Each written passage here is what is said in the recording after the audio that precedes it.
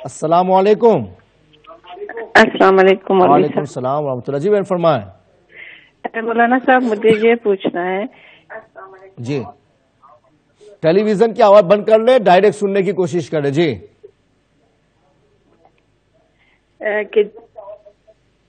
جی مجھے یہ پوچھنا ہے کہ جب فجر کی نماز قضا ہو جاتی ہے تو آپ صاحب تربیت نہیں ہے, ترتیب نہیں ہے, تو پھر آپ فجر کی نماز جو ہے کب ادا کرنی چاہیے قضا؟ صاحب ترتیب اگر نہیں ہے تو جب چاہیں ادا کر سکتی ہے. جی لیکن جیسے سورج نکل گیا تو اس کے 20 منٹ کے بعد میں آپ پڑھیں گی, جی وہ فوراً نہیں پڑھ سکتے, 20 منٹس ہو جائے اس کے بعد میں پڑھ سکتی ہے. تو پھر جب چاہے پڑھے, اس میں کوئی حرج کی بات نہیں ہے, آپ جب چاہے پڑھ سکتی ہے. اچھا. اور مولانا صاحب ایک اور بات پوچھنی تھی کہ دین کا علم حاصل کرنے کے لیے آپ بہار شریعت ہے جیسے اور دوسری اسلامی کتب ہیں, وہ کون سے مصنف ہیں جن کی جو ہے پڑھنی چاہیے؟ دوبارہ فرمائیں سوال کو. بہار شریعت جو سامنے آپ کے ٹیبل کے رکھی ہوئی ہے, ہاں آپ بتا سکتے ہیں کہ یہ کن کی لکھی ہوئی ہے, اور ہم دینی علوم جو ہیں حاصل کرنے کے لیے کون سی کتابیں جو ہیں ہم پڑھ سکتے ہیں؟ یہ اعلیٰ حضرت امام احمد رضا فاضل بریلوی جو ہیں جی ان کے شاگرد ہیں جی حضرت امجد علی علیہ رحمت و رضوان. انہوں نے مسلک حنفی پر یہ اردو میں مستقل کتاب لکھی ہے, 19 اس کے حصے ہیں. جی اور الحمدللہ جو اس کو پڑھے گا وہ فقہ حنفی کے حساب سے اپنی زندگی کی تمام ضرورتوں کے مسائل کو حاصل کر سکتا ہے. آپ کو دعوت اسلامی کی ویب سائٹ سے یوں بھی مل سکتی ہے, اگر آپ بائی کرنا نہیں چاہتے ہیں جی تو آپ وہاں سے ڈاؤن لوڈ کر سکتی ہے, اور پھر اس کو آپ دیکھتے رہے تھوڑا تھوڑا کر کے, تو اس میں الحمدللہ آپ بہت فائدہ اٹھا سکیں گی. اچھا. مولانا صاحب ایک سوال اور پوچھنا تھا آپ سے جی کہ جب آپ 4 رکعت نماز پڑھتے ہیں تو بھولے سے یا بیمار ہیں آپ کو مطلب صحیح یاد نہیں رہتا, پہلی رکعت میں آپ تہجد پڑھ لیتے ہیں, اور یا اگر آپ تیسری رکعت میں تہجد پڑھ لیتے ہیں تو پھر کیا کرنا چاہیے؟ تیسری میں کیا پڑھا آپ نے؟ تیسری رکعت میں آپ تہجد کے لیے بیٹھ جاتے ہیں تو پھر کیا کرنا چاہیے؟ اگر بھولے سے اگر غلطی سے بیٹھ لیں, یاد آ جائے تو پھر کھڑا ہو جانا چاہیے. اچھا. لیکن آخر میں جب بھی ایسی کوئی غلطی ہو جائے کہ جس ترتیب سے ہمیں نماز پڑھنی ہے اس میں اتنا ڈیلے ہو گیا کہ 3 تسبیح کے برابر فاصلہ ہو جائے, تو پھر ایسی صورت میں ہمیں اپنا کام تو چالو رکھنا ہے, لیکن آخر میں اس کے لیے پھر سجدہ سہو کرنا پڑے گا, تو آپ کی نماز ہو جائے گی. مثال کے طور پر تہجد آپ نے شروع کر دی تو پھر آپ جہاں سے آپ پڑھ رہے ہیں وہیں سے سٹاپ کر کے کھڑے ہو جائیں. ہاں پھر فوراً آپ اللہ اکبر کہہ کے کھڑے ہو جائیں, اور اس کے بعد میں پھر نماز اپنی پوری کریں. جب آخر میں پہنچے تو قاعدہ اخیرہ میں اتحیات پڑھنے کے بعد میں ایک جانب سلام پھیریں, اور پھر اللہ اکبر کہہ کر کے 2 سجدے کریں, اور پھر اتحیات وغیرہ سب کچھ پڑھ کے پھر سلام پھیر لیں, تو آپ کی نماز ہو جائے گی. بہت بہت شکریہ مولانا صاحب, اور میری صحت ٹھیک نہیں ہے, دعاؤں کی اللہ تعالیٰ آپ کو شفا عطا فرمائے. میرے لیے دعا کیجیے گا. بہت بہت شکریہ. اللہ. جی تو توحید کا انکار شیطان کا نہیں تھا, انکار رسالت کی فضیلتوں کے اقرار کا تھا, مگر اس نے ایسا نہیں کیا تو اللہ تبارک و تعالیٰ نے اپنی بارگاہ سے نکال دیا. آج بھی دنیا میں آپ دیکھو تو جس طریقے سے معتزلہ ہے تو وہ پہلے کا بہت پرانا فرقہ ہے, تو گمراہ بددین تھا, علماء نے اس کے کئی جواب دیے ہیں, بلکہ حضرت حسن بصری رحمۃ اللہ تعالیٰ علیہ نے اپنی بارگاہ سے ان لوگوں کو نکال دیا تھا. تو اعتزال کے معنی جدا کرنے کے ہوتا ہے, تو ان کو اپنی خانقاہ میں آنے سے, اپنی درسگاہ میں آنے سے ان کو نکال دیا, تو پھر اس کی وجہ سے ان کو معتزلہ کا نام دیا گیا. لیکن انہوں نے اپنا جو نام رکھا ہے نا وہ اصحاب العدل و توحید رکھا ہے. آپ اندازہ لگائیں کہ انہوں نے اپنا بھی نام رکھا تو اصحاب العدل و توحید رکھا ہے. تو جس زمانے میں کوئی باطل اٹھا ہے تو اس نے فاؤنڈیشن توحید کو بنانے کی کوشش کی ہے تاکہ وہ اس کے ذریعے سے لوگوں کو ورگلائے. تو شیطان کو بھی توحید سے انکار نہیں تھا, اگر انکار ہوتا تو پہلے ہی اللہ کی بارگاہ میں اتنا مقرب کیوں مانا جاتا. لیکن جب اللہ تبارک و تعالیٰ نے درمیان میں توحید کے ساتھ میں رسالت کو بھی رکھا اور یہ کہا کہ مجھے ماننا ہو تو انہیں بھی ماننا پڑے گا, تب چل کے فرق واضح ہوا. فرشتوں نے مان لیا تو وہ اپنی جگہ پر برقرار رہے, اور یہ عزازل نے انکار کیا تو وہ شیطان بن گیا اور راندہ بارگاہ الہی ہو گیا۔ اس وجہ سے جو لوگ انبیاء کرام سے عداوت رکھتے ہیں، بغض رکھتے ہیں، ان کا مقام و مرتبہ گرانے کی کوشش کرتے ہیں، ایسے لوگ مسلمان نہیں ہو سکتے ہیں، اس لیے کہ مسلمان ہونے کے لیے کلمے کا ایک جز نہیں ہے، بلکہ کلمہ توحید کہا جاتا ہے، اور اس کو کلمہ توحید و رسالت نہیں بولتے ہیں۔ نام تو کلمہ توحید ہی ہے، لیکن کلمہ توحید کے اندر بھی محمد الرسول اللہ پر ایمان کو شامل کیا گیا ہے۔ لا الہ الا اللہ محمد الرسول اللہ، اس کو کلمہ توحید کہا جاتا ہے۔ بچے سے پوچھو کلمہ توحید تو وہ یہی پڑھے گا، مگر کلمہ توحید کا مطلب یہ نہیں کہ اللہ کے ایک ہونے کا اقرار کیا جائے، مگر اس میں ساتھ میں یہ بھی ہے محمد الرسول اللہ، اور محمد اللہ کے رسول ہیں صلی اللہ علیہ وسلم، یہ بھی ماننا ہی پڑتا ہے، تب چل کے آدمی مسلمان ہوتا ہے۔ صرف توحید سے مسلمان نہیں ہو سکتا ہے۔ تو یہ دنیا میں الگ الگ ناموں سے باطل فرقے وجود میں آئے ہیں، صدیوں سے ایسا سلسلہ چل رہا ہے، تو اس کے اندر زیادہ لوگوں کو اپنا وقت ضائع کرنے کی ضرورت نہیں ہے۔ جب پتہ چل گیا کہ فلاں آدمی بدعقیدہ ہے، خراب ہے، تو پھر نہ اس سے ہم سنیں گے، نہ اس سے بات کریں گے، تو پھر نہ اس سے کچھ لینا دینا ہوگا، اور نہ ایسا کوئی پرابلم کھڑا ہوگا۔ آپ اہل سنت ہے، اہل سنت کی لکھائیاں آپ انٹرنیٹ پر دیکھو تو ہزاروں بکس اہل سنت والجماعت کی لکھائی کی ہیں، آپ اس سے استفادہ حاصل کرو۔ اس طریقے سے آپ کو بہت سارے بیانات بھی وہاں سے مل جائیں گے، تو پھر انہی لوگوں کے بیان سنو۔ اب پھر اپنی پسند کا کسی کو بھی پک کر لینا، پھر کہا مجھے اس کا پسند آتا ہے، اس کا پسند آتا ہے، اور پھر خطرہ پیدا ہو جائے تو پھر اس کے ذمہ دار آپ ٹھہریں گے۔ اگر آپ اپنے ایمان کو بچانا چاہتے ہیں تو پھر آپ سوائے اہل سنت والجماعت کے نہ کسی کی کتاب پڑھیں، نہ کسی کا بیان سنیں، نہ کسی کی مجلس میں جائیں۔ جب بھی کچھ بھی کرنا ہو تو آپ اہل سنت ہے تو ہر اینگل سے آپ کو اہل سنت ہی کا فالو کرنا ہوگا۔ اس لیے ایمان بچانے والوں کے لیے یہ تعلیم بہت ضروری تھی، جس کے بارے میں ہمارے احمد خان صاحب نے سوال کر کے روشنی ڈالنے کی کوشش کی ہے۔ اللہ تعالی ہم سب کے ایمان کو سلامت فرمائے۔ بریک کا وقت ہوتا، بریک لیتے پھر آپ سے بات کرتے ہیں۔ السلام علیکم ورحمۃ اللہ وبرکاتہ۔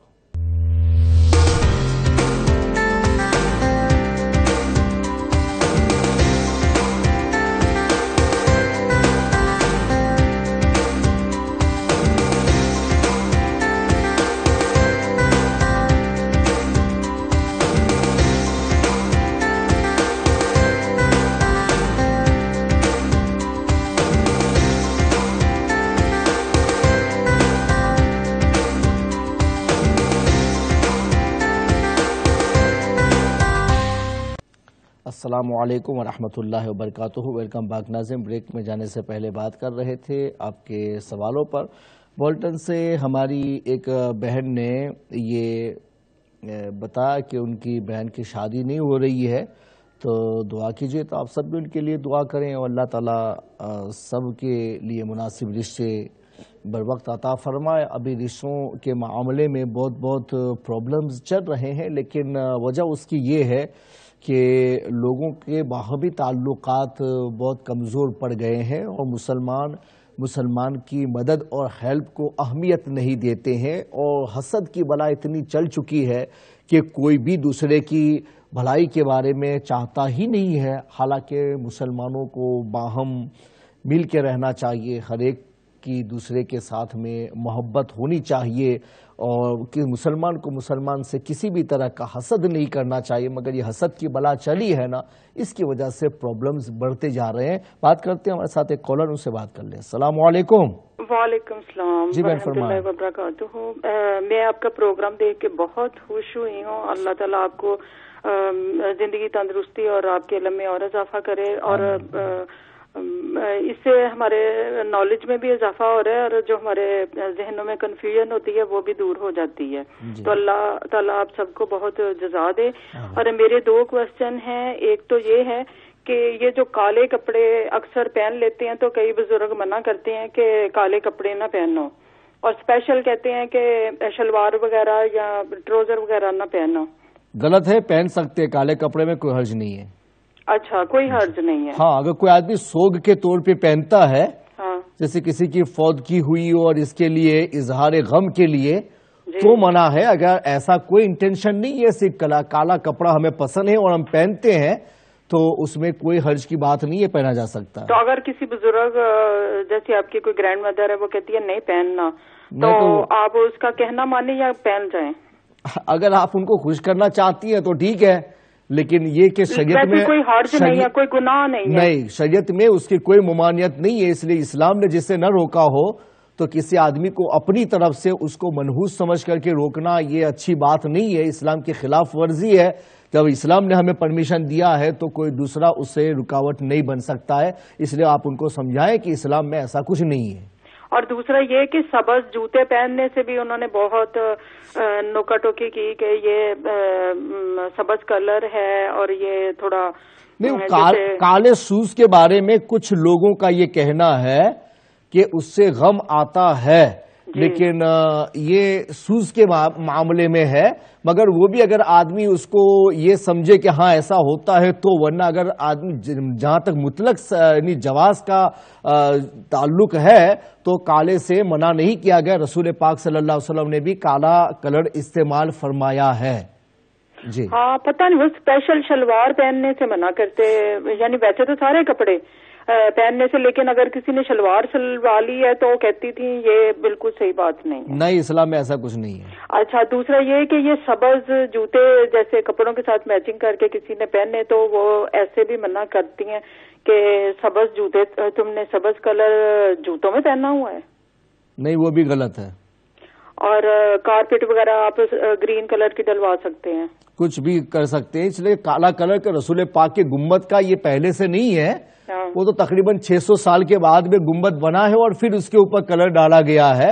تو یہ کہنا کہ کالا کلر اگر یعنی گرین سبز کلر اگر ہم استعمال کریں گے تو وہ گنبد کی بے عزتی ہوتی ہے, تو پھر کھانے میں ہم سبزیاں بھی تو کھاتے ہیں نا, اور تو پھر وہ پیٹ میں جاتی ہے اور کیا سے کیا بنتا ہے, تو پھر وہ بھی منع کر دیتا ہے. ایسا کچھ نہیں ہے, شریعت اسلامی نے جسے روکا نہیں ہے وہ اپنی عقیدت میں اس کو ہم ناجائز نہیں کہہ سکتے ہیں. اور دوسرا یہ ہے کہ یہ جو عقیقہ ہوتا ہے, جیسے میں نے وہ پہلے بچے کا سٹارٹ کیا پیدا ہونے کے بعد کہ عقیقہ کرنا ہے, تو جیسے گھر کے بزرگ میری ساس کہتی ہیں ابھی تو اس کے باپ کا نہیں ہوا, ابھی تو میں نے تو کسی بچے کا نہیں کیا اور تم شروع یعنی بچوں کا عقیقہ, تو باپ کا نہیں ہوا تو کیا بچوں کا نہیں کر سکتے؟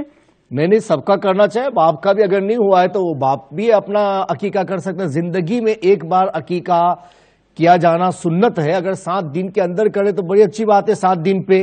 لیکن اگر اس کے بعد اگر نہیں کیا تو پوری لائف میں بھی آپ اپنا عقیقہ کرا سکتے ہیں. اگر نہیں ہوا تو اس کے باپ کا بھی کر لیجئے اور پھر بچوں کا بھی کر لیجئے. اور یہ ترتیب سے ہی کرنا چاہیے کہ پہلے باپ کرے نہیں, ایسا کچھ بڑے بچے کا؟ نہیں, ایسا کچھ نہیں ہے. جب بھی چاہے جس بچے کا جس کا چاہے جب چاہے کر سکتے ہیں. جی, اور جس بے شک چھوٹے کا کر دیں, درمیان والے کا کر دیں یا کسی کا بھی کر دیں. ہاں, لیکن اگر ایسا ہو نا بڑا جانور اگر ذبح کیا جائے, جیسے کاؤ ہے اپنے یہاں تو ہوتا نا پاکستان میں, کاؤ کریں تو وہ سارے کور ہو جاتے ہیں, تو 7 آدمی کا حصہ اس میں ہوتا ہے, تو 7 عقیقے بھی شامل کر سکتے ہیں. جس کا باقی رہ گیا اس کا بھی نام اس میں ہو سکتا ہے 7 کے اندر. تو یہ اچھی بات ہے. ترتیب سے میں صرف یہ جاننا چاہ رہی ہوں, ترتیب کوئی ضروری نہیں ہے. اچھا جی, تو میری وہ ساس نے اس وقت منع کر دیا, اب بچے جوان ہو گئے ہیں. اب صاحب یہ کہ پرانے لوگ ہیں, دین سے واقف تو ہوتے نہیں ہیں اور جیسے سنی ہوئی باتیں اسی کے اوپر چلتے ہیں. لیکن ایسا کچھ نہیں ہے بہن, جس کا چاہے آپ کر سکتی ہیں. لیکن سب کا اگر باقی ہے تو بڑا جانور لے کر کے 7 حصوں کو شامل کیا جائے تو 7 عقیقے ایک ساتھ میں ہو سکتے ہیں. تو پھر ترتیب کی کوئی فکر نہیں ہے, آپ 7 کو شامل کر سکتے ہیں. جی, بہت بہت شکریہ, جزاک اللہ, اور اللہ تعالیٰ آپ کو صحت تندرستی دے. آمین. ہاں, تو بہن نے کالے کپڑوں کے سلسلے میں سوال کیا. کالے کپڑے پہنے جا سکتے, اس میں کوئی حرج کی بات نہیں ہے. حضور اکرم علیہ الصلوۃ والتسلیم نے خود کالے کپڑے استعمال فرمایا. امامہ وغیرہ بھی آپ نے کالے کلر کا پہنا ہے, کالے سے منع نہیں کیا گیا ہے. ہاں, اگر کوئی آدمی بطور سوگ کے غم کے اگر ایسا کرتا ہے تو اس سے منع کیا جائے گا.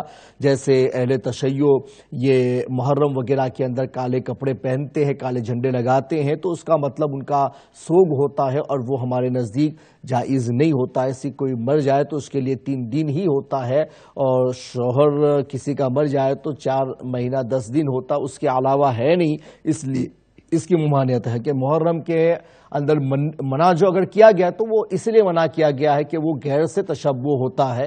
اگر وہ نیت نہیں ہے تو پھر کالے کپڑے میں کوئی حرج کی بات نہیں ہے.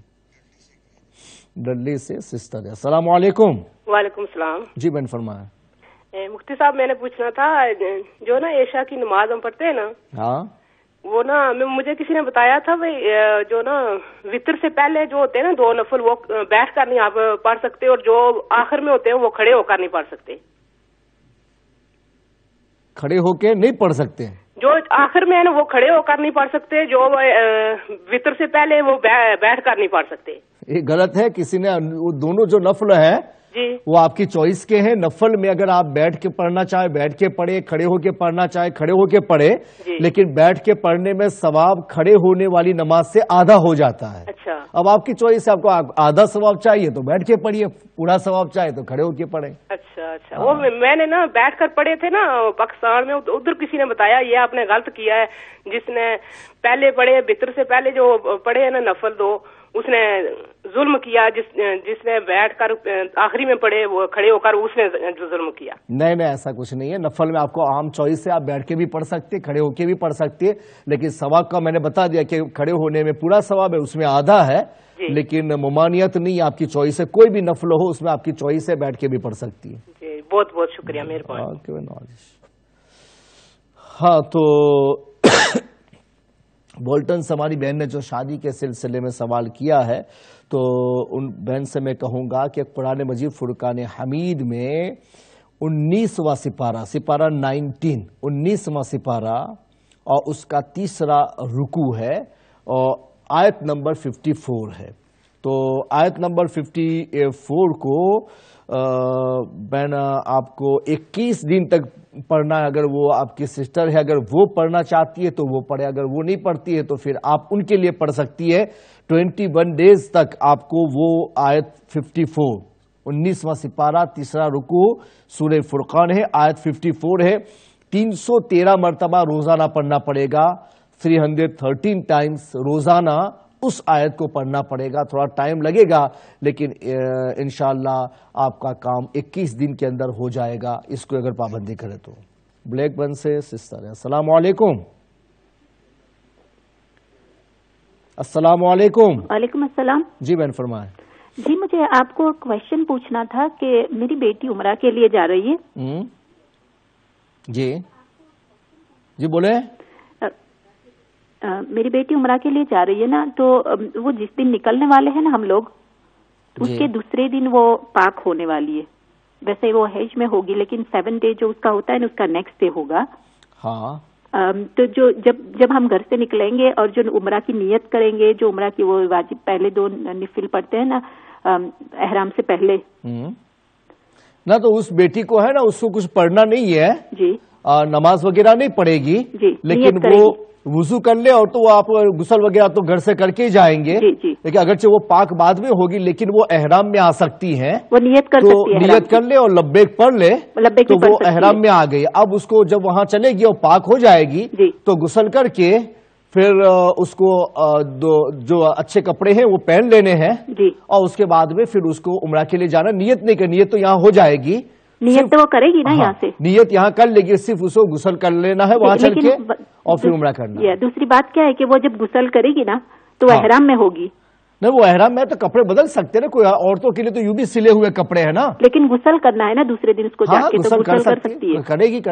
اور دوسری بات کیا ہے کہ اس کے تھوڑے بال گرتے ہیں جب وہ غسل کرتی ہے نا, بال جب ویٹ کرتی ہے نا, ہاں, جب پھر وہ جو کنگھی کرتی ہے نا تو پھر بال گرتے ہیں, کیونکہ وہ احرام میں ہوگی تو پھر وہ بال گریں گے. تو نہیں, اس کو کنگھی نہیں کرنا ہے. جی. وہ بال وغیرہ دھوئے گی. جی, دھونے میں بھی نکلتے کیونکہ لڑکیوں کے بال گرتے ہیں نا, وہ الگ بات ہے, وہ معافی میں جاتا ہے. جی. مگر اس کو اتنا نہ ملے کہ اس کی وجہ سے نکلے, ملنے کی وجہ سے. جی. یوں ہی نارمل جیسے دھویا جاتا ہے ایسے دھوئے, پانی ڈال کے. وہ تو پتا ہے کہ وہ کچھ جسم سے الگ نہیں ہونا چاہیے کیونکہ جب احرام میں ہوتے ہیں. اتنا ہو گیا تو آپ وہ کر سکتی ہے, لیکن اس کو کنگھی نہیں کرے گی. اور تھوڑے سے بال سکھا لے گی اور سوکھ جائے تو اس کے بعد میں پھر اپنا دوپٹہ اسکارف جو ہے وہ ڈال کر کے, جو اپنے کپڑے پہن کر کے وہ پھر جائے گی. کوئی حرج کی بات نہیں. اور دوسرا یہ کہ اگر دوسرے دن نہیں ہوئی اور تیسرے دن ہوئی تو پھر تیسرے دن ایسا کرے گی تو آپ لوگ عمرہ کر لے, وہ منتظر رہے گی, وہ نہیں جائے گی اندر. لیکن وہ جا سکتی ہے یہاں سے نیت کر کے, ہاں لیکن وہ نیت کر لیٹ سکتی ہے, احرام میں بھی آ سکتی ہے, ارکان فنش کر سکتی ہے لیٹ نا, سب کچھ کر سکتی ہے, لیکن وہاں چل کے وہ عمرہ نہیں کرے گی, منتظر رہے گی جب پاک ہو جائے تو غسل کر لے اور پھر جائے گی. ہاں بس یہی پوچھنا تھا, کیونکہ وہ پرابلم اس کے لیے سب کچھ ڈیلے ہو رہا ہے نا, تو پھر نہیں آپ جا سکتے کرنا تھا. کوئی حرج کی بات, جا سکتے ہیں. اوکے جزاک اللہ, آپ کا بہت بہت شکریہ, دعا میں یاد رکھنا. انشاءاللہ آپ یاد رکھیں گے. جی تو میں نے بتا دیا سورہ فرقان 19 سپارہ آیت نمبر 54, اور اس کو 21 دن تک کوئی ایک ٹائم مقرر کر لے اور بلا کے درود شریف پڑھیں اور 313 مرتبہ اس آیت کو پڑھیں. تو جن کی شادی نہیں ہوتی ہے, شادی میں کوئی رکاوٹ ہے, تو اللہ تعالیٰ غیب سے انتظام فرمائے گا, لیکن رشتے کی تلاش کے اندر کوشش آپ کو کرنی پڑے گی.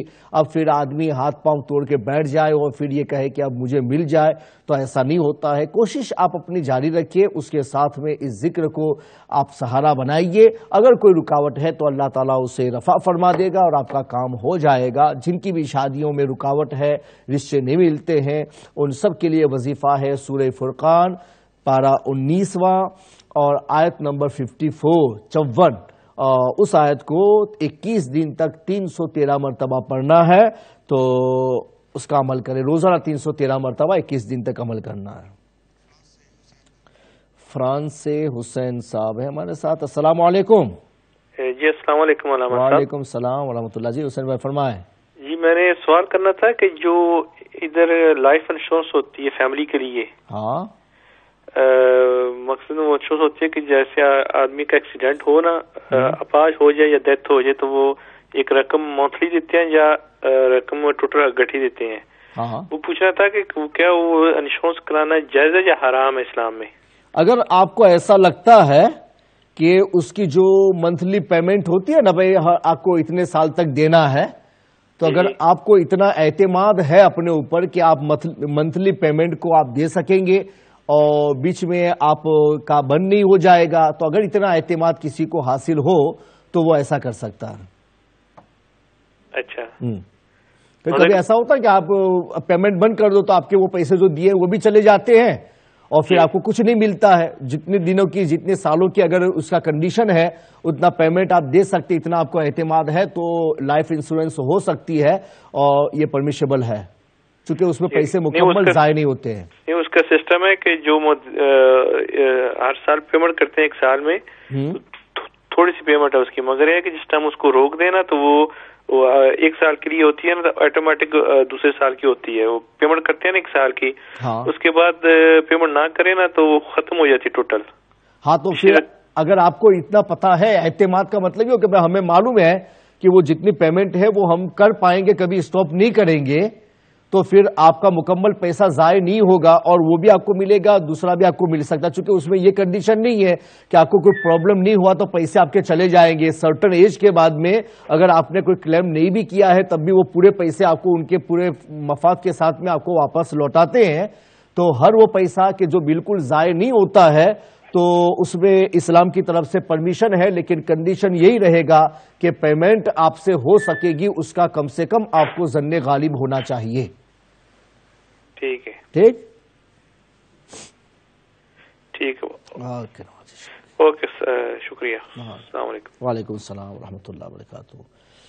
تو اس کو اپنے اردو وغیرہ میں اس کو جیون بیمہ بولتے ہیں. تو میں نے آپ کو بتا دیا کہ اس کا جو پیمنٹ ہے وہ آپ ہمیشہ دے پائیں گے, چونکہ اتنا زیادہ بھی نہیں ہوتا ہے کہ آدمی نہ دے پائے, تو اتنا اعتماد آدمی کو ہونا چاہیے. تو اس میں وہ رقم ایک سرٹن ایج کے بعد بھی اگر آپ کو کچھ نہیں بھی ہوا تب بھی وہ پورے فائدے کے ساتھ میں واپس لوٹائی جاتی ہے. تو اس میں مسلمان کا پیسہ ضائع نہیں ہوتا ہے اور ساتھ میں ایک بہت بڑا بینیفٹ بھی اس کو مل سکتا ہے اگر کوئی پرابلم آ جائے. اس لیے علماء کرام نے اس کے جواز کے بارے میں کتابیں لکھی ہیں. تو اگر ظن غالب ہے آپ کو کہ آپ پیمنٹ کر سکیں گے, بیچ میں سٹاپ نہیں ہوگا تو اور اس کی وجہ سے آپ کے پیسے ضائع نہیں ہوں گے, تو پھر اس ظن غالب پر اہتمام کرتے ہوئے آپ کو اس کا پرمیشن مل سکتا ہے, آپ ایسا کر سکتے ہیں. اسٹروکن 10 سے محمد جابر صاحب ہمارے ساتھ. السلام علیکم. وعلیکم السلام ورحمۃ اللہ وبرکاتہ. مولانا صاحب کچھ ہفتے آپ نے ایک پروگرام میں بتایا تھا کہ آپ نے نبی پاک صلی اللہ علیہ وسلم کا ہاتھ مبارک سے لکھا ہوا ایک لیٹر ویب سائٹ پر لگایا ہوا ہے. جی.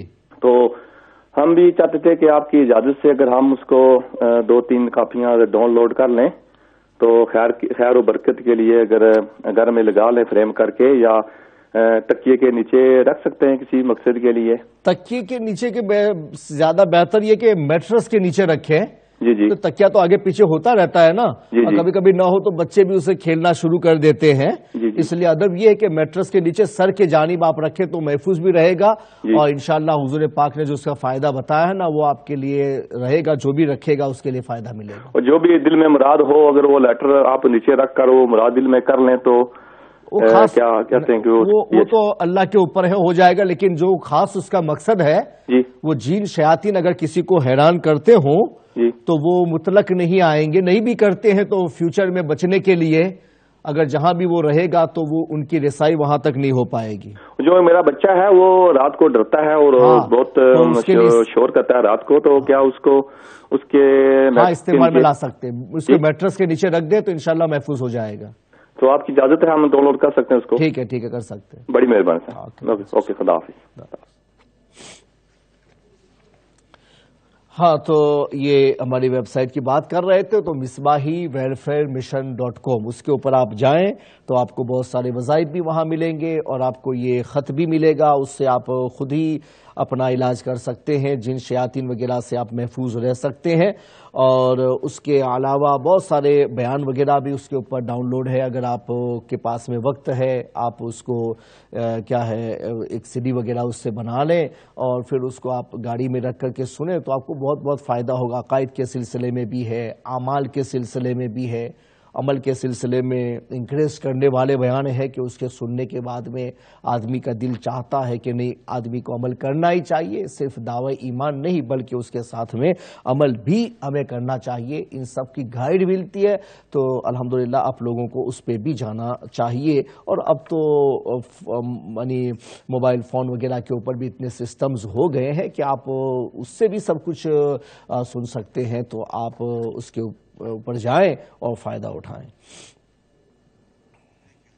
جی، بریک کا وقت ہوتا، بریک لیتے پھر آپ سے ملتے ہیں. السلام علیکم ورحمۃ اللہ وبرکاتہ.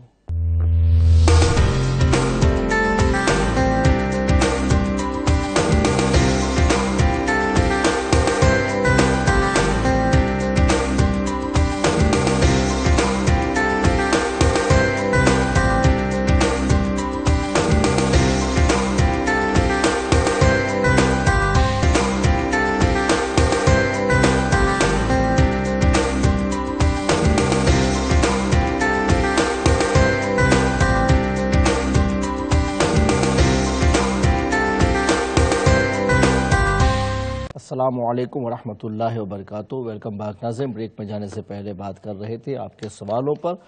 تو ہماری بہن نے سوال کیا ہے کہ بچوں کے وظیفے کے سلسلے میں کہ اسے بتا دیا جائے. تو بہن آپ اسے لکھ لیں، قرآن مجید فرقان حمید کا پارہ نمبر 26 ہے اور اس کا دوسرا رکوع ہے. اب جب پارہ کھولیں گے 26واں تو اس کا پہلا رکوع چھوڑ دیں، پھر دوسرے رکوع کے اندر جائیں تو پھر اس میں جو راؤنڈ بنا رہتا ہے اس کے اندر آیت نمبر لکھا جاتا ہے. تو اس میں آیت نمبر 15 ہوگا. 15 آیت نمبر ہے. اس آیت کا بالکل آخری حصہ وَأَصْلِحْ لِي فِي ذُرِّيَّتِي إِنِّي تُبْتُ إِلَيْكَ وَإِنِّي مِنَ الْمُسْلِمِينَ، اتنا ہی پڑھنا ہے. تو اس آیت تو بہت بڑی ہے لیکن اس کی جو آخری لائن ہے وہ وَأَصْلِحْ لِي فِي ذُرِّيَّتِي، اس کو ہر نماز کے بعد میں ایک مرتبہ پڑھا جائے تو جن کے بچے نافرمان ہے اللہ کرم فرمائے گا، وہ بچے فرما بردار ہو جائیں گے. لیکن 5 وقتہ نماز کی پابندی کرنی ہے، نماز قضا نہیں کرنی ہے. اور پھر نماز سے فارغ ہو جائیں تو اس کے بعد میں ایک ہی مرتبہ اس دعا کو پڑھنا ہے. اولا کہ درود شریف ایک بار ہوگا، لیکن اس آیت کو پڑھا جائے. 26واں سپارہ، دوسرا رکوع، آیت نمبر 15، اور اس 15ویں آیت کی بالکل آخری لائن وَأَصْلِحْ لِي فِي ذُرِّيَّتِي إِنِّي تُبْتُ إِلَيْكَ وَإِنِّي مِنَ الْمُسْلِمِينَ ہر نماز کے بعد میں ایک مرتبہ پڑھی جائے تو انشاءاللہ آپ کا کام ہو جائے گا. اور جو شادی کی رکاوٹ کے بارے میں جو کہا گیا ہے تو وہ بھی میں آپ کو بتا دیتا ہوں. ہمارے ساتھ سسٹر ہیں, ان سے بات کر لیتے ہیں. السلام علیکم. وعلیکم السلام. ٹھیک ہے مولانا صاحب؟ الحمدللہ. آپ کی دعا جی. مولانا صاحب مجھے کوئی وظیفہ دیں گے؟ تھیری ٹیسٹ بک کروایا ہوا ہے, کوئی چھوٹا سا پلیز. کیا ہوا ہے؟ تھیری ٹیسٹ بک کروایا ہوا ہے, تو اس کے لیے وظیفہ چاہیے. اوکے. اور دعا کرنا پلیز میرے لیے کہ پاس ہو جاؤ. ٹھیک ہے, اللہ تعالیٰ کرم فرمائے. ہاں, جو شادی کی بندش اگر ہو, کچھ لوگ ایسا بولتے ہیں اور نظر وغیرہ کی وجہ سے بھی ہوتا ہے, کچھ جادو وغیرہ سے بھی ہو سکتا ہے, مگر وہ اتنا زیادہ نہیں ہے. وہ تو 90% تو لوگوں کے وہم ہوتے ہیں. 10% کے اندر گنجائش نکل سکتی ہے کہ کسی نے کچھ کیا ہو اور اس کی وجہ سے بھی ہو سکتا ہے. مطلق اس کا انکار نہیں کیا جا سکتا ہے. تو سورہ فاتحہ یعنی پہلی سورت الحمدللہ والی جو سورت ہے نا, اسے سورہ فاتحہ کہا جاتا ہے. وہ سورہ فاتحہ 11 مرتبہ پڑھنی ہے. اس کا عمل 40 روز تک اس کا عمل کیا جائے گا. 40 days آپ کو سورہ فاتحہ ایک ٹائم رکھ کے کریں گے, کوئی بھی جب بھی آپ پڑھنا چاہیں, اور اول آخر درود شریف پڑھ لیں, اور 11 مرتبہ پڑھنا ہے. لیکن اس کا طریقہ یہ ہے کہ جب آپ ایاک نعبد و ایاک نستعین پر پہنچیں تو ہر مرتبہ میں اس کو 11 مرتبہ الگ سے پڑھنا ہے. یعنی ایک مرتبہ سورہ فاتحہ پڑھیں گی تو اس میں ایاک نعبد و ایاک نستعین آئے گا, اس کو 11 مرتبہ پڑھیں گے. پھر اہدنا الصراط المستقیم وغیرہ پڑھ کے فنش کریں گے. پھر دوسری مرتبہ پڑھیں گے تو اسی طریقے سے ایاک نعبد و ایاک نستعین پر پہنچے تو اس کو 11 مرتبہ پڑھیں اور پھر آگے جائیں. تو اس طریقے سے عمل کیا جائے. سورہ فاتحہ 11 مرتبہ روزانہ پڑھنا ہے, 40 دن تک یہ عمل کرنا ہے, اور ہر مرتبہ میں جب ایاک نعبد و ایاک نستعین پر آپ پہنچے تو اس کو 11 مرتبہ پڑھیں. تو 11 مرتبہ سورت بھی پڑھی جائے گی, ہر مرتبہ 11 مرتبہ یہ آیت ہر مرتبہ میں پڑھی جائے گی. اس طریقے سے عمل کیا جائے تو اگر کسی نے شادی کے معاملے میں کوئی رکاوٹ پیدا کرنے کی کوشش کی ہے تو اللہ تعالیٰ کرم فرمائے گا, رکاوٹ ختم ہو جائے گی اور غیب سے سبب آپ کے لیے پیدا ہو جائے گا. جاوید صاحب فرانس سے. السلام علیکم. وعلیکم السلام ورحمۃ اللہ. مولانا صاحب آداب عرض, کیا حال چال ہے؟ الحمدللہ, آپ کی دعا ہے جی, فرمائیں. ہاں جی, وہ ایک کوشچن ہے جی, وہ پہلے بھی لوگ پوچھ چکے ہیں, اس کے متعلق ہے صلاۃ تسبیح کے متعلق. ہاں, یہ جو ہے ہم لوگ تو سالوں سے ہمارے نقش بندیہ طریقہ جو ہے ان کی انسٹرکشن ہے کہ روزانہ وہ پڑھن ہوتی ہے. لیکن جب سے میں نے ایک حدیث نہیں, ایک میں کہیں سے پڑھا, ایک کتاب سے اس میں لکھا تھا ابن تیمیہ جو ہے وہ اس کی اتھینٹسٹی جو ہے اس کی وہ پروو نہیں کرتے ہیں, یعنی اس کو وہ کہتے ہیں کہ یہ ضعیف ہے. تو اس کے متعلق ایک تو یہ تھا کہ ہمیں کچھ ڈاؤٹ سا ہوا کہ یہ انہوں نے شیخ اولاً تو ابن تیمیہ جی یہ بدعقیدہ ہے, ہاں جی, اور اہل سنت کے قریباً 100 عقائد کے اندر جی اس نے غلط ثابت کرنے کی یا اس کے نظریات کو بدلنے کی کوشش کی ہے. دور حاضر کے جتنے فتنے آپ کو اہل سنت کے خلاف نظر آ رہے ہیں جی ان میں اسی کی باتوں کو شامل کیا گیا ہے, اور اس کو لوگوں نے اہمیت دی ہے, حالانکہ وہ اہمیت کے بالکل قابل ہے نہیں. تو پھر ایسا آدمی کہ جو اتنا بدعقیدہ ہو کہ ایک نہیں 100 عقائد کے اندر فرق کر سکتا ہو, تو پھر اسی کس بات کو ہم قابل اعتماد سمجھیں گے, جبکہ بخاری مسلم اور صحاح کی احادیث میں اس کا ذکر موجود ہے. اور یہ نماز ہے, نماز اچھی چیز ہے, اولاً تو ان سب چیزوں پر اس میں بات بھی نہیں کرنی چاہیے. لیکن اب کیا کریں گے, جو لوگ فتنہ پیدا کرنا چاہتے ہیں نا, وہ جان بوجھ کے ایسی باتیں کرتے ہیں اور لوگوں کو دین سے دور کرنے کی کوشش کرتے ہیں. فضائل کے باب میں ایسا کچھ نہیں ہے, کوئی بھی حدیث مل جائے, چاہے ضعیف ہو چاہے کچھ بھی ہو, لیکن اس پہ عمل کر سکتے ہو. اور یہ حدیث تو صحاح میں کئی جگہوں پر روایت کی گئی. ماشاءاللہ. جی اچھا, دوسرا سوال ہے, دوسرا کوشچن یہ ہے مولانا صاحب. ہاں جی, وہ یہ ہے کہ دیکھو اتنے ہم ماشاءاللہ ہم تو اہل سنت والجماعت ہیں, جی, بزرگوں عالموں کے پاؤں چومنے والے ہیں, جی, ادب سیکھتے ہیں. تو اور یہ لکھا بھی ہے جس کے پاس ادب نہیں وہ تو اس کی کوئی ویلیو کچھ نہیں ملتا, نہ دنیا میں نہ آخرت میں. جی, تو یہ جو دوسرے عقائد ہیں جو بنے ہوئے ہیں. دیکھو اتنی کتابیں ہیں، جس طرح انڈیا کی ہسٹری تھی، دنیا کی ورلڈ ہسٹری ہے، تاریخ ہے، اس میں تو ہم چیزوں کے جو مختلف ایونٹمنٹس ہوئے ہیں، انسیڈنٹ جو ہوتے ہیں، وہ تو ہم مان لیتے ہیں. لیکن اولیاء اللہ لاکھوں کے حساب سے ان کی کتابیں ہیں، اور جو کنسلٹ بھی کرتے ہیں ڈائریکٹلی نبی پاک محمد مصطفیٰ صلی اللہ علیہ وسلم سے، ڈائریکٹ بھی انہوں نے یہ پوچھا ہے، اور وہ اوپر بھی جاتے ہیں آسمان، ان کو معلومات اللہ نے دیا ہوا ہے، عطا کیا ہوا نالج ہے. تو یہ ہم تو اولیاء اللہ کو ماننے والے ہیں، تو دوسرے طریقے تو مانتے ہی نہیں ہیں. تو یہ جو ابھی بھی جو جب وہی نہیں آنا بند ہوگی تھی، یہ حدیث بھی ہے کہ بعد میں انسپائر ہوگا اولیاء اللہ کو. یہ تو ہم چھوٹے سے لیول پر، یہ ریا کی بات، استغفر اللہ معاف کر دے، ہم بھی کو کنسلٹ کرتے ہیں تو استخارہ کرتے ہیں، تو چیزیں اللہ کی ذات پاک ہمیں وہ ایک نہیں تو دوسری دفعہ، دوسری تو تیسری دفعہ معلوم ہو جاتی ہیں. تو یہ ان لوگوں کو کیسے ان کو پرسویڈ کیا جائے، ان کو منایا جائے کہ اللہ کی توبہ کر لو اور نبی کی جو ہے وہ ادب سیکھو، اور نبی پاک محمد مصطفیٰ صلی اللہ علیہ وسلم یا رسول اللہ کہنا، اور پھر اس طرح ان جو نمازیں دوسری جس طرح ہم لوگ ادب سے پڑھتے ہیں، اور اولیاء اللہ کی جو لکھی ہوئی بہت سی ڈفرنس ہیں. عید جو مولود مبارک ہے، یعنی عید میلاد النبی ہے، بہت سے ایسے پوائنٹس ہیں، پھر آپ ان پر ایک نہیں بہت سے، اور وہ اس کو ریجیکٹ کرتے ہیں. کیسے ان کے ساتھ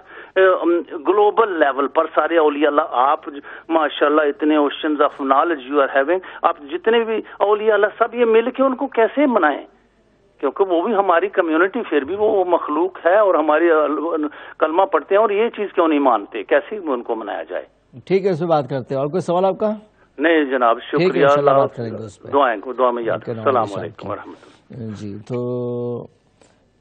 یہ جو بین وظیفہ بچوں کے سلسلے میں پوچھا تھا، میں نے بتا دیا. اور بندش کا جو ہے وہ بھی آپ لکھ لیں، تو ایک مرتبہ لکھ لیں گے نا تو پھر آپ کو بھی کام لگے گا، آپ دوسروں کو بھی بتا سکتے ہیں. کلام اللہ کا ہے، فائدہ اللہ ہی پہنچاتا ہے، اسی کا کلام ہے، تو ہم ثواب سے بھی محروم نہیں رہتے ہیں، اور ہمیں فائدہ بھی اللہ ہی پہنچائے گا، اس لیے کہ اسی کا کلام ہے. تو ہمیں اس کو بھی اس طریقے سے استعمال میں لانا چاہیے. مگر لکھائی اگر ہو جائے نا تو آپ خود بھی فائدہ اٹھا سکتے ہیں، دوسروں کو بھی دے سکتے ہیں. بار بار پھر آپ کو پوچھنے کی حاجت بھی نہیں ہو سکتی ہے. اب تو موبائل فون وغیرہ بھی اگر آپ کو معلوم ہے کہ بھئی ہمارا وظیفہ، تو آپ جب آئے تو اس کو ریکارڈ کر لیں اتنا، تو پھر آپ اس کو لکھ بھی سکتی ہیں. تو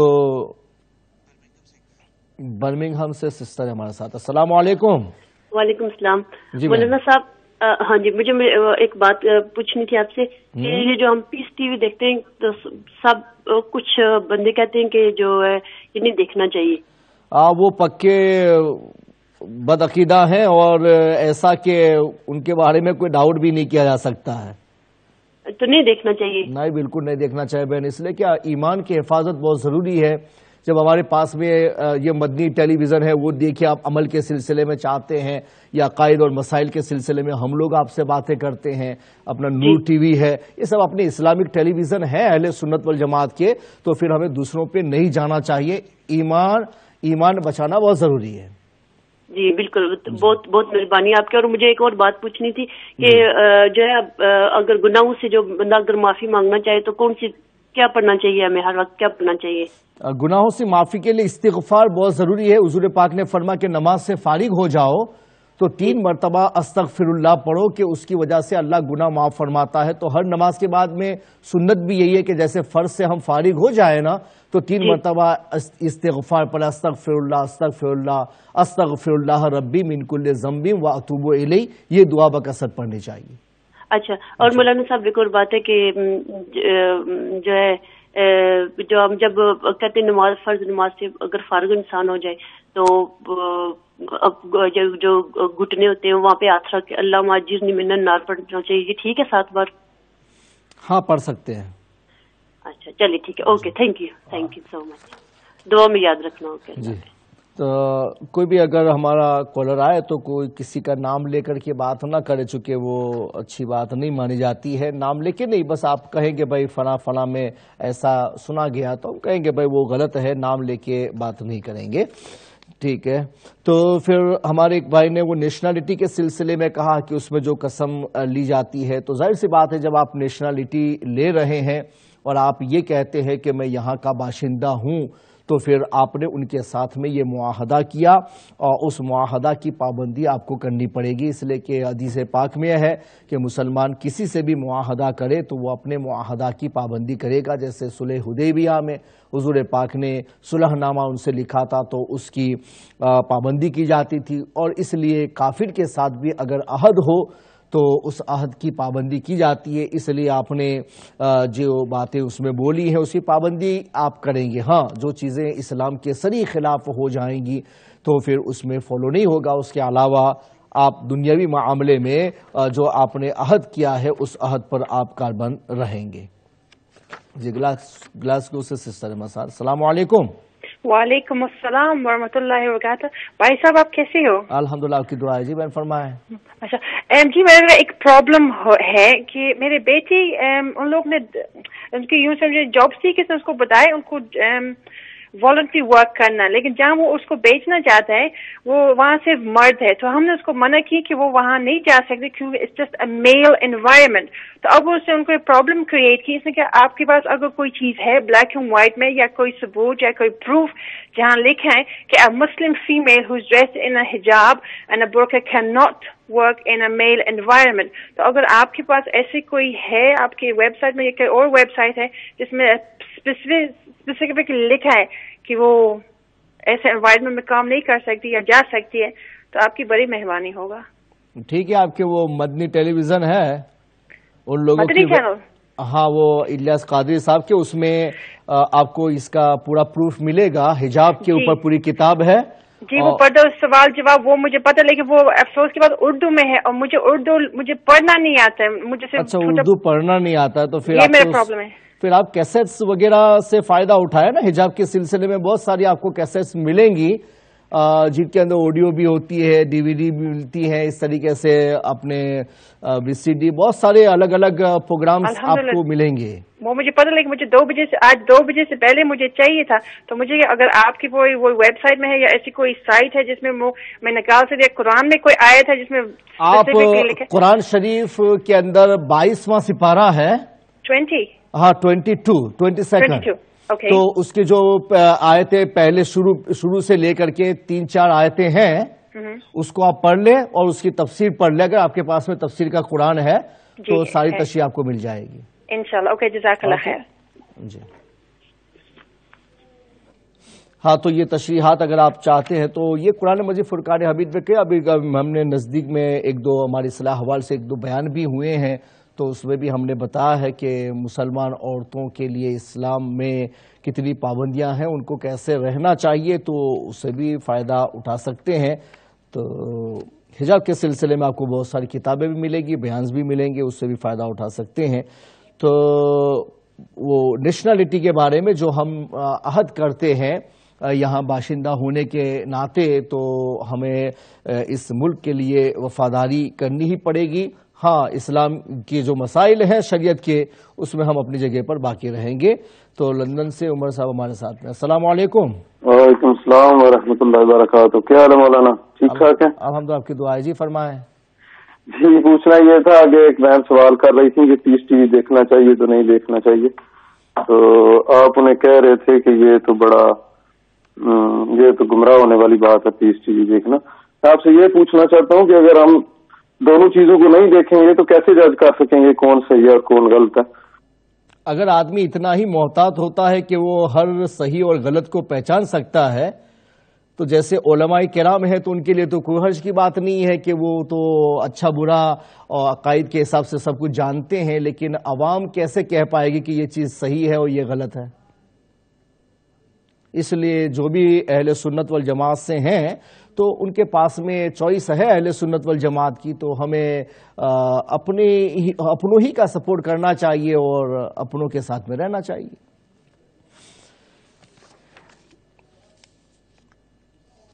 جی، تو ایمان بچانا بہت ضروری ہے، اس کے لیے ہم آپ کو گائیڈ کرتے ہیں۔ باقی آدمی خود اپنا ذمہ دار ہے کہ آخرت میں اپنا حساب آدمی کو خود ہی دینا ہے، کسی دوسرے کو اس کے حساب میں شامل نہیں ہونا ہے۔ جی، نیشنلٹی کے سلسلے میں بات جو انہوں نے پوچھی تھی وہ ہو گئی ہے، اور بریڈ فورڈ سے ہماری ایک بہن نے کہا تھا کہ وہ بچہ رکھنا نہیں چاہتی ہیں تو کیا کرنا چاہیے۔ تو دیکھیے، کچھ علماء نے اس کے بارے میں جواز کا فتویٰ دیا ہے کہ اگر بچے زیادہ ہیں اور آپ لک آفٹر نہیں کر سکتی ہیں تو ابھی 4 months سے اگر کم کے اندر ہو تو اس کا ابورشن کرانے کا پرمیشن ملا ہے.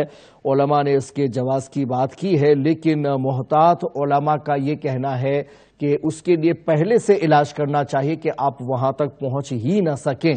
لیکن اگر ایک بار ایسا ہو گیا تو پھر اب اس کو ضائع نہیں کرنا چاہیے، چونکہ کوئی بھی حمل نہیں ہوتا ہے مگر اللہ کے حکم سے اور اس کے علم میں ہوتا ہے، تو پھر ہمیں اس سے بچنا چاہیے.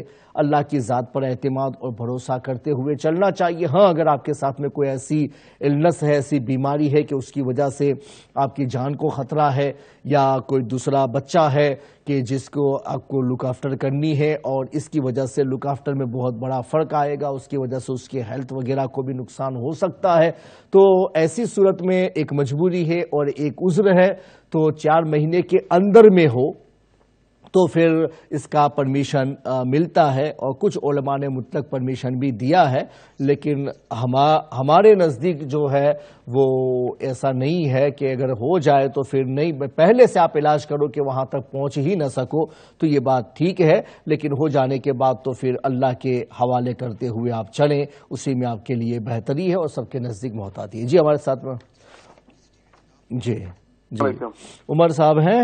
السلام علیکم. کیا حال ہے؟ ٹھیک ہے الحمدللہ. جی فرما عمر صاحب. جی سر، آگے میرا سوال آدھا رہ گیا تھا.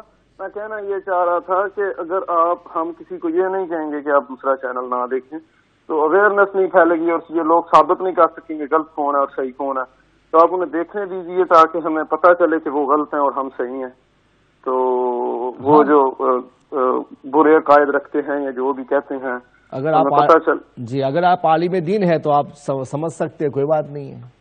نہیں، عالم دین تو خیر ہر بندہ نہیں ہے. آپ اس وقت جانتے ہیں پوری دنیا میں 100 میں سے 2% ہی جو لوگ ہیں وہ مدرسہ میں پڑھتے ہیں، تو 98% تو خیر نہیں پڑھتے.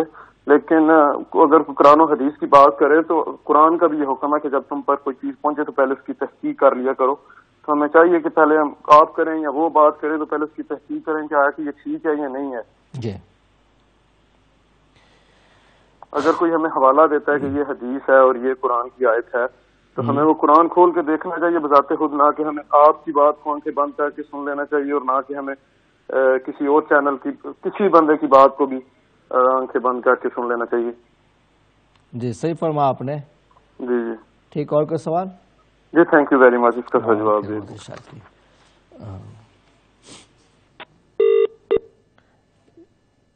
حضرت عمر فاروق اعظم رضی اللہ تعالی عنہ مشکات میں یہ حدیث موجود ہے علم کے بیان میں کہ حضرت عمر فاروق اعظم رضی اللہ تعالی عنہ توریت کا پرانا نسخہ لے کر کے آئے اور انہوں نے حضور اکرم علیہ الصلوۃ والتسلیم کے سامنے پڑھنا شروع کیا تو حضور اس سے ناراض ہوئے، لیکن وہ پڑھے جا رہے تھے. تو حضرت ابوبکر صدیق نے ان سے کہا کہ عمر دیکھتے نہیں کہ حضور ناراض ہو رہے ہیں؟ تو پھر انہوں نے بند کر دیا اور معذرت چاہی. تو حضور پاک علیہ الصلوۃ والتسلیم نے ارشاد فرمایا کہ کیا قرآن میں نہیں ہے کہ جس کو تم بدلی ہوئی توریت کے اندر تلاشتے ہو؟ حالانکہ وہ تو اللہ ہی کی اتاری ہوئی کتاب ہے مگر اس میں چینجنگ ہوئی ہے.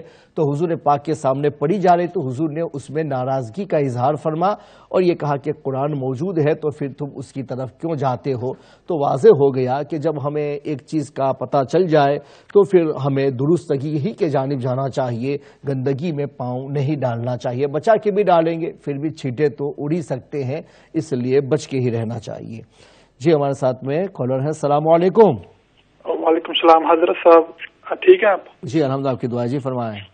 حضرت صاحب آپ دعا کے درخواست صاحب سے بھی اور پوچھنا تھا، وظیفہ پوچھنا تھا اولاد کے لیے. نا اولاد کے لیے نہیں ہے اولاد؟ نہیں. ٹھیک ہے ابھی بات کرتے اس پہ. تو ایک اور بات پوچھنی تھی، وہ اگر کسی کو پھوڑا پھنسی ہو تو اس کے لیے بھی وظیفہ کون سا پوچھنا تھا. قرآن شریف کے اندر 18واں سپارہ 14 آیت نمبر 14. 14 جی 18واں سپارہ پہلا رکوع آیت نمبر 14. جی. اور اس میں اس کا جو آخری حصہ ہے تو اس آخری حصے کو روزانہ 11 مرتبہ پڑھیں اور جس جگہ پر ایسا پرابلم ہے اس میں دم کریں، لیکن ڈاکٹری علاج بھی چالو رکھیں. ٹھیک جی جزاک اللہ. فَكَسَوْنَا الْعِظَامَ لَحْمًا ثُمَّ أَنشَأْنَاهُ خَلْقًا آخَرَ. یہ جو آیت کا حصہ ہے وہ 14ویں آیت کا، تو اس کو 11 مرتبہ پڑھے اور اس جگہ پر دم کرے جہاں وہ چیز ہے، یا جو بھی چیز لگاتے ہیں اس پر دم کر کے لگائیں، تو انشاءاللہ اور بھی اللہ تعالیٰ اس میں فائدہ آپ کو پہنچائے گا انشاءاللہ. ٹھیک. اولاد کا میں آپ کو بتا رہا ہوں. اوکے خدا. جی تو یہ اس طریقے سے سرور عالم صلی اللہ تعالی علیہ وسلم نے، یہ بھی مشکات کے اندر علم کے بیان میں اس کا ذکر موجود ہے کہ حضور پاک نے ارشاد فرما کہ ان ھذا العلم دین فانظروا امن تاخذون دینکم، کہ یہ علم جو ہے یہی دین ہے تمہارا، تو تم اس پر غور کر لیا کرو کہ اپنا دین تم کس سے لے رہے ہو.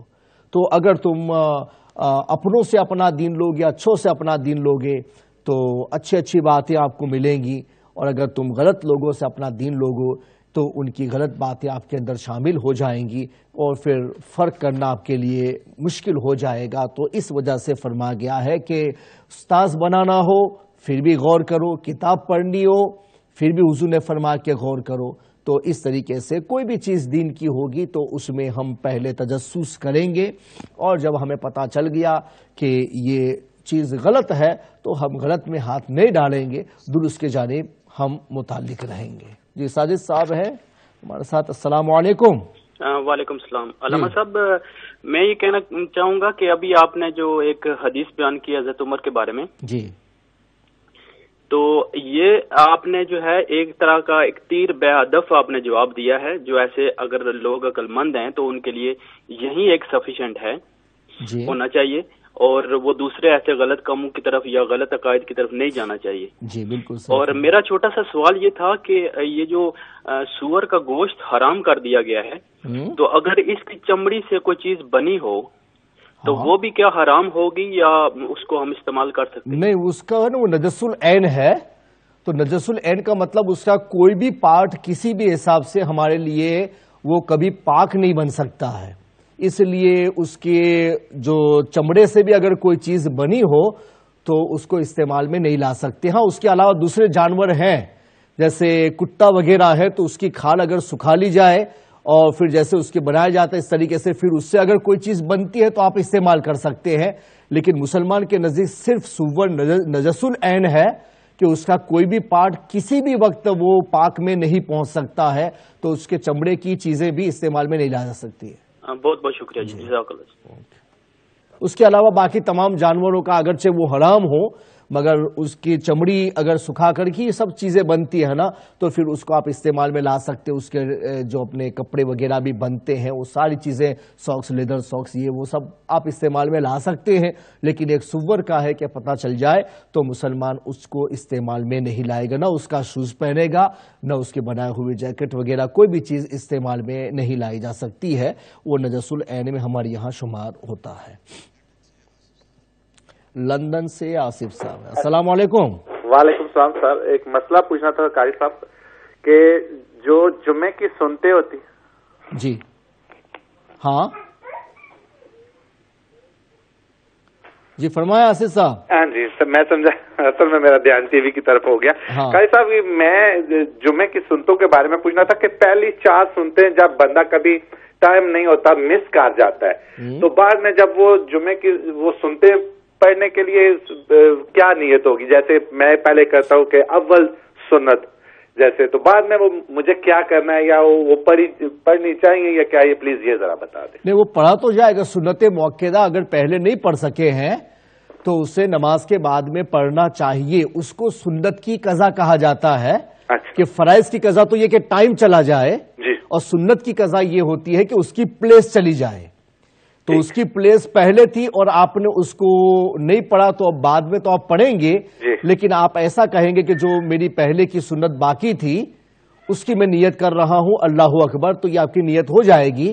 لیکن اس کو سنت کی قضا کہا جاتا جو صرف وقت کے اندر ہو سکتی ہے، اور فرض کے بعد میں اگر سنتیں ہوں تو پھر پڑھ سکتے ہیں. اچھا اچھا ٹھیک ہے جی، بہت مہربانی، السلام علیکم۔ وعلیکم السلام۔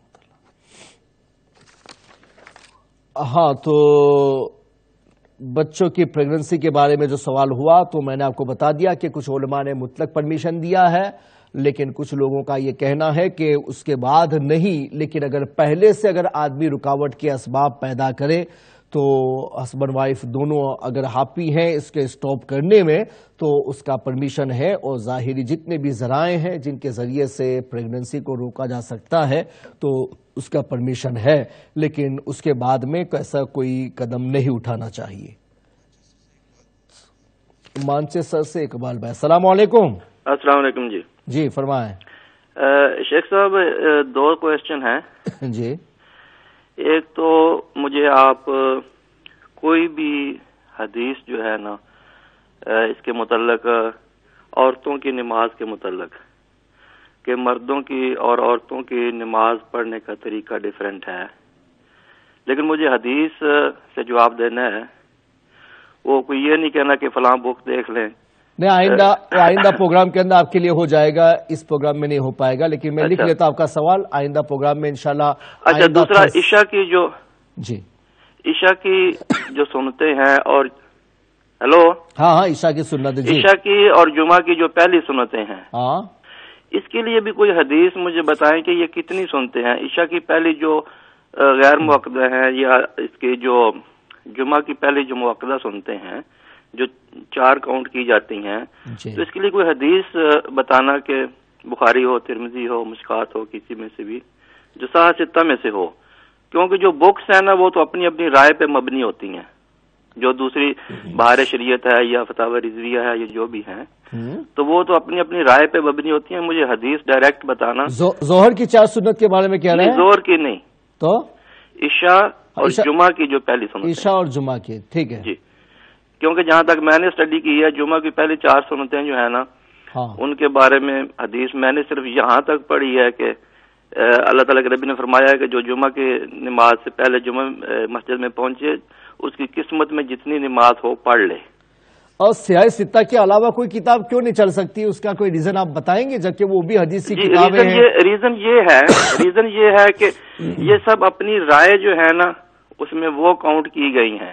اس میں یہ ہے کہ کیونکہ ہمیں تو دین لینا ہے اللہ تعالیٰ سے اور اللہ تعالیٰ کے نبی سے اور صحابہ کرام سے۔ نہیں وہ ایسا کچھ نہیں ہے، انہوں نے تو حدیث لکھی ہے، یا اگر وہ صحابی سے ہے تو نام لکھ دیا انہوں نے۔ آپ کو وہ مجھے بتانی پڑے گی کہ یہ حدیث کون سی صحاح ستہ کی کتاب سے ہے، کون راوی ہے، کون اس کی صحت کیسی ہے، کیا ہے، یہ حدیث ضعیف ہے، صحیح ہے، حدیث موضوع ہے، کیا ہے، اس میں کوئی فرق تو پتہ چلنا چاہیے نا۔ کیونکہ میں آپ کو بتاؤں کہ ابھی آپ کہہ رہے تھے کہ یہ جو پیس ٹی وی ہے، اس کا مطلب تو یہ ہوا کہ سیاہ ستہ کے اندر جو چیز نہیں ہے تو پھر وہ اسلام کے اندر ایسی کوئی بھی بات نہیں لی جائے جو سیاہ میں نہیں ہے، تو پھر وہ ہزاروں باتیں پھر آپ کو ایسی ہوں گی کہ جس کی وجہ سے آپ اس کا پروف نہیں پا سکتے ہیں، اور جس کی طرف سے اور جن لوگوں کی طرف سے آپ بول رہے ہیں ان سے بھی اگر آپ اس معاملے میں معلوم کر لیں کہ وہ سیاہ کے علاوہ بھی اور کتابوں کو مانتے ہیں کہ نہیں مانتے ہیں، مطلق کوئی بھی انکار نہیں کرتا ہے جیسے آپ بول رہے ہیں اس طریقے سے۔ کوئی آدمی کل ایسا کہے گا کہ میں تو قرآن ہی کو سب سے بہتر مانتا ہوں اور قرآن کے سوا کسی کو نہیں مانوں گا، تو پھر قرآن ہی سے بتاؤ، تو پھر یہ تو غلط ہے نا کہ آپ اپنی طرف سے کسی چیز کی تعین کرو اور پھر کہو کہ ہم اتنا ہی مانیں گے، جبکہ پہلے سے لے کے آج تک ہم دیکھیں گے کہ بھائی جو ہمارے علماء ہیں، مشائخ ہیں، بزرگ ہیں جنہوں نے ہم تک دین پہنچایا ہے، انہوں نے سیاہ کے علاوہ بھی کتاب جو احادیث کی ہیں ان کو بنیاد بنایا ہے، تو پھر آپ کس کھیت کی مولی ہیں کہ آپ یہ کہیں کہ ہم اس کے علاوہ اسلام لیں گے ہی نہیں، جبکہ پہلے سے لے کے آج تک کے ہمارے مشائخ اور بزرگ اور مجددین نے ان سب چیزوں کو اپنا سہارا بنایا۔ اس لیے کوئی بھی بات بولیں تو کیئرفلی بولیں، یہ نہیں کہ اسلام آپ کے پاکٹ کا ہے، آپ جیسا چاہے نکال دو، جیسا چاہے کنڈیشن لگا دو، یہ نہیں ہوتا ہے، یہ گمراہ کرنے والی باتیں ہیں، اور یہ انہی لوگوں سے آپ سیکھتے ہیں جن کا فیور آپ کرنا چاہتے ہیں۔ اس لیے ہم کہتے ہیں کہ کس سے لیا جائے کس سے نہ لیا جائے، تو حضور نے فرمایا کہ استاذ امپورٹنٹ ہوتا ہے علم کے اندر، علم ہی دین ہے، تو پہلے دیکھنا چاہیے۔ جی بریک کا وقت ہوتا، بریک لیتے پھر آپ سے ملتے ہیں۔ السلام علیکم ورحمۃ اللہ وبرکاتہ۔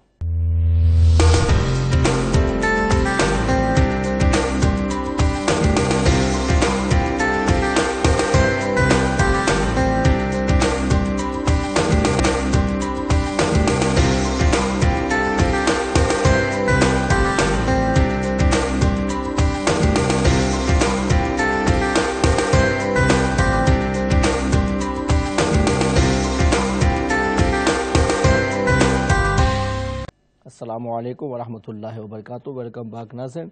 بریک میں جانے سے پہلے بات کر رہے تھے آپ کے سوالوں پر. ڈیوزبری سے ہماری بہن نے سوال کیا تھا کہ بچہ ان کا غصہ بہت کرتا ہے تو اس کے لیے کوئی وظیفہ چاہیے. تو بہن آپ لکھ لیں سورہ آل عمران، یہ 4واں سپارہ ہے اور رکوع اس کا 5واں ہے اور آیت نمبر 134 ہے. 134 134 آیت نمبر ہے سورہ آل عمران کے اندر. یہ آیت 7 مرتبہ پڑھی جائے روزانہ اور پانی پہ دم کر کے بچے کو پلا جائے. چند دن تک اگر آپ اس پر عمل کریں گی تو انشاءاللہ آپ کا بچہ اچھا ہو جائے گا، غصہ اس کا کم ہو جائے گا. سورہ آل عمران آیت نمبر 134 4واں سپارہ، رکوع اس کا 5واں ہے. یہ آیت پڑھ جائے. غلام صابر صاحب لندن سے. السلام علیکم. جی وعلیکم السلام ورحمۃ اللہ وبرکاتہ. حضور کیسے ہیں؟ طبیعت الحمدللہ آپ کی دعائیں جی فرمائیں. بس ہمارے لیے بھی دعائیں فرمائیں اور اللہ تعالیٰ آپ کو اور آپ کے تمام چاہنے والے جو ناظرین ناظرات میرے بہن بھائی ہیں اللہ تعالیٰ ان کو حفظ و امان میں رکھے آمین. اور جہاں بھی ہیں اللہ تعالیٰ ان کو خوش رکھے. ماشاءاللہ اتنا یہ پروگرام ہمارے وائی کیو کے مقبول جا رہے ہیں کہ ایک لمبی کیو لگی ہوتی ہے اور بڑی بڑی دیر کے بعد جا کے کال ملتی ہے. ہمیں اس دین کو سیکھنے کا اور زیادہ اللہ تعالیٰ شوق عطا فرمائے. ماشاءاللہ جب آپ کسی سوال کا جواب دے دیتے ہیں تو اس کے بعد پھر کوئی کمنٹس کرنا جو ہے وہ ٹھیک نہیں ہوتا. میں سمجھتا ہوں اگر خلاف ادب ہے تو میں معافی چاہتا ہوں. حضور مجھے یہ سمجھ نہیں آتی. الحمدللہ اس میں کوئی شک نہیں ہے کہ ہم ہر معاملہ جو ہے وہ قرآن و حدیث کے مطابق ہی کرتے ہیں لیکن یہ کیا بات ہوئی جی کہ کتابیں جو لکھی گئی ہیں کیا وہ قرآن و مجید سے ہٹ کر لکھی جاتی ہیں؟ یہ بہار شریعت صرف کیوں کھڑکتی ہے؟ کس حدیث میں لکھا ہوا ہے کہ نماز جو ہے وہ ننگے سر پڑھنی چاہیے سوائے حج اور عمرہ؟ تو کیوں ہمارے اتنے یہ لوگ جو ہیں جو سر پہ کپڑا ہونے کے باوجود مسجد میں جاتے ہیں اتار دیتے ہیں؟ کس حدیث میں لکھا ہے کہ امام صاحب جب تلاوت کر رہے ہوں تو پیچھے قرآن مجید کھول کر نہیں پڑھنا چاہیے لیکن ہزاروں لوگ جو ہیں وہ قرآن مجید کھول وہاں کیوں حدیث یاد نہیں آتی؟ کس حدیث میں لکھا ہے قرآن کی کون سی آیت ہے کہ غلاف کعبہ ہونا چاہیے، مسجد نبوی کے مینار ہونے چاہیے؟ وہاں کیوں نہیں ہمیں قرآن اور حدیث یاد ہونی چاہیے؟ اگر ایسا تو جائیے قرآن مجید اس کے غلاف کعبہ بھی اتارے، مسجد نبوی کے مینار معاذ اللہ نعوذ باللہ میں نہیں کہنا چاہتا وہ شان ہے ہماری. میں نے حرمین شریفین کی لائبریریز دیکھی ہیں وہاں پر بھی پھر صرف قرآن مجید کے نسخے ہونے چاہیے، صرف حدیث کی کتابیں ہونی چاہیے. وہاں پر تو میں مولانا مودودی صاحب کی تفہیم القرآن تک دیکھ کر اور وہ بھی تو یہ کیا بات ہوئی کہ جناب صرف یہ باقی کتابیں رائے ہیں تو پھر جو باقی امام ہیں ماشاءاللہ ان کے پیچھے آپ کیوں ان کی باتیں کیوں مالتے ہیں؟ جزاکم اللہ خیر وحسن جزا. یاد رکھیں انشاءاللہ باقی سوالات نیکسٹ کیونکہ ٹائم بہت تھوڑا ہے. ٹھیک ہے نواز صاحب کی جی یہ بتائیے بھائی ہاں ہماری کتابوں ہی کو لوگ مینشن کرتے کہ اب اپنے ان کے دیکھو تو کہتے اسلام مکمل ہو گیا. یہ جب بھی بات ہوگی ہماری تو کہے کہ بھائی اسلام مکمل ہو گیا اس لیے یہ چیز کہاں سے آپ لائے ہیں اور انہوں نے ہزاروں کتابیں لکھی ہیں تو کیا وہ اسلام مکمل نہیں ہوا کہ ابھی آپ لوگ مکمل کر رہے ہیں؟ یہ تب یہ نصاب چھاپا وہ نصاب چھاپا یہ لکھا وہ لکھا یہ مدرسہ بنا وہ مدرسہ بنایا. تو اس طریقے سے ہزاروں باتیں ہیں جو لوگ کر رہے ہیں مگر اپنے لیے کرنا ہو تو اسلام ابھی مکمل نہیں ہوا ہے تو وہ مکمل کر رہے ہیں اور جب ہماری بات آتی ہے تو کہتے ہیں کہ آپ کا اسلام مکمل ہو گیا تو یہ بات کہاں سے لائے؟ یہ سراسر ناانصافی ہے. لیکن کیا کہیں گے اب مسلمانوں کو سمجھانا ہی بڑا مشکل ہو گیا ہے. اللہ کرم فرمائے سب پر کہ درست راستے پر لوگ آنے کی کوشش کریں. جی غصے کے سلسلے میں نے آج کو بتا دیا. مانچسٹر سے ہماری بہن نے نسبت کے سلسلے میں بتا کہ نسبتوں کے سلسلے میں کہتے کوئی فائدہ نہیں ہوگا. ہاں کفر کے ساتھ اگر آدمی ہے تو نسبت کا کوئی فائدہ نہیں ہوگا. جیسے حضرت نوح کے بارے میں ان کے بیٹے کے بارے میں جو کہا گیا کہ انہ لیس من اہلک اس لیے کہ وہ کافر تھا اس لیے کہا گیا کہ وہ اس سے آپ کو کوئی فائدہ اس کو نہیں پہنچے گا. اس طریقے سے پھر فرعون کی بیوی یہ مسلمان ہو گئی حضرت موسیٰ علیہ السلام پر ایمان لائی تو اس کے درجات بلند ہو گئے لیکن رہ گیا فرعون. تو اس نسبت کے ساتھ اس کو کوئی فائدہ اپنی بیوی کا نہیں پہنچے چونکہ وہ اسلام پر نہیں تھی. تو ان اللہ لا یغفر ان یشرک بہ ویغفر ما دون ذلک لمن یشاء. اس میں شرک و کفر کی معافی نہیں ہے اس لیے کوئی نسبت شرک و کفر کے ساتھ میں فائدہ نہیں دیتی ہے. لیکن رہ گیا اہل ایمان کا تو اہل ایمان کو یہ سب کچھ فائدہ دے گا. جیسا کہ سرور عالم صلی اللہ تعالیٰ علیہ وسلم کی شفاعت تمام لوگوں کو آخرت میں میسر آئے گی، ان تمام اہل ایمان کو میسر آئے گی۔ اس کا صحیح ستہ میں ایک نہیں کئی حدیثوں میں اس کا ذکر موجود ہے کہ سرور عالم صلی اللہ تعالیٰ علیہ وسلم اپنی امت کی شفاعت فرمائیں گے اور آپ کی شفاعت سے ہزاروں لوگوں کو اللہ تبارک و تعالی جنت عطا فرمائے گا۔ تو یہ نسبت ہی کا صدقہ ہے۔ حضرت فاطمہ الزہرا کا مقام اتنا اونچا ہو گیا کہ وہ جنتی عورتوں کی سردار بن گئیں، تو وہ نسبت ہی کا مقام ہے۔ اس طریقے سے حضرت ابوبکر صدیق رضی اللہ تعالیٰ عنہ کا اتنا اونچا مقام ہو گیا کہ بعد الانبیاء سب سے افضل وہ ہیں، تو یہ بھی نسبت نبی ہی کا صدقہ ہے۔ آپ کوئی بھی لائیے دین کے اندر، کوئی بھی مقام، کوئی بھی مرتبہ، یہ سب کچھ نسبت نبی ہی کا صدقہ ہے۔ اگر نبی کی نسبت کٹ جائے تو کچھ بھی نہیں ہو سکتا۔ اس طریقے سے قرآن مجید فرقان حمید نے نسبتوں کا احترام فرما، جیسے قرآن مجید فرقان حمید کے اندر سورہ بقرہ کے اندر ہے، اور وہ دوسرا سپارہ اور اس کا جو آخری رکوع ہے، اس سے پہلے کے رکوع میں اللہ تبارک و تعالی نے تابوت سکینہ کا ذکر فرمایا ہے۔ میں اس کو آیت نمبر آپ کو بتا دوں تاکہ جو لوگ انکار کرتے ہیں نا، تو وہ ہمارے پاس تو تھوڑا سا ٹائم ہوتا ہے، ہر مسئلے پر ہم پوری تفصیل نہیں بیان کر سکتے، لیکن آپ کو صرف گائیڈ کر سکتے، اس پر جا کر کے آپ ان باتوں کو حاصل کر سکتے ہیں۔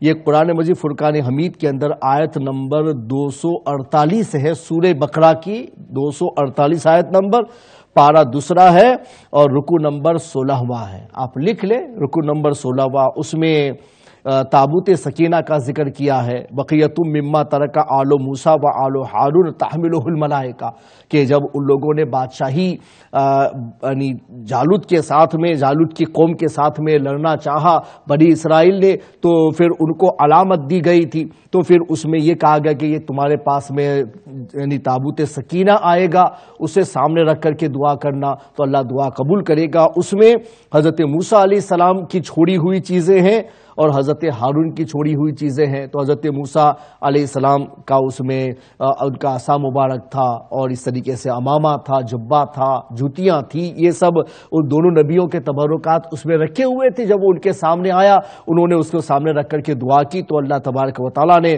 طالوت کو جالوت پر فتح عطا فرمائی، اور پھر بنی اسرائیل فتح پا کر کے آگے نکل گئے۔